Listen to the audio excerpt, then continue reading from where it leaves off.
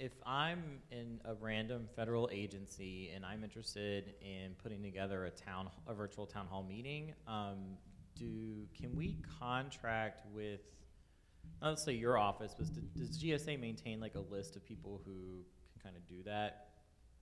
As far as you're looking for someone to run a town hall for your agency? Yeah, but the virtual, you had the three different kinds of engagement, yeah. And is your office kind of centralizing resources to help government agencies do more of that, I guess is the question. Okay, to answer that question, we have launched what we call apps.gov.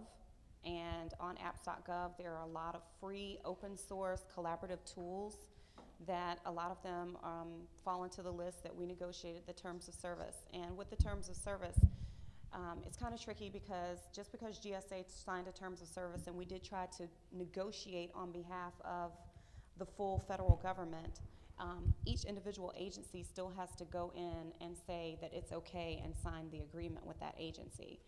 I mean, with that provider. So, you know, when they were negotiating the terms of service, they tried to make it as broad as possible. We did have our legal team look it over to make sure that it would be acceptable, and we had legal teams from other government agencies, not just GSA, look it over as well, so that it could be agreed to many. But just because you see an app on apps.gov, you still have to check with your new media or your communications department or your CIO's office at that agency to be sure that they have actually signed a TOS for your individual agency. But if you go there, you will see we've got everything from, you know, help and software to apps themselves.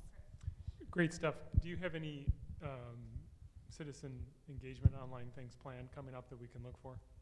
If we have anything on the calendar, because I do not know off the top of my head, just go to webcontent.gov because they always list what's going on around our public dialogues and they're typically the ones that we do online are free.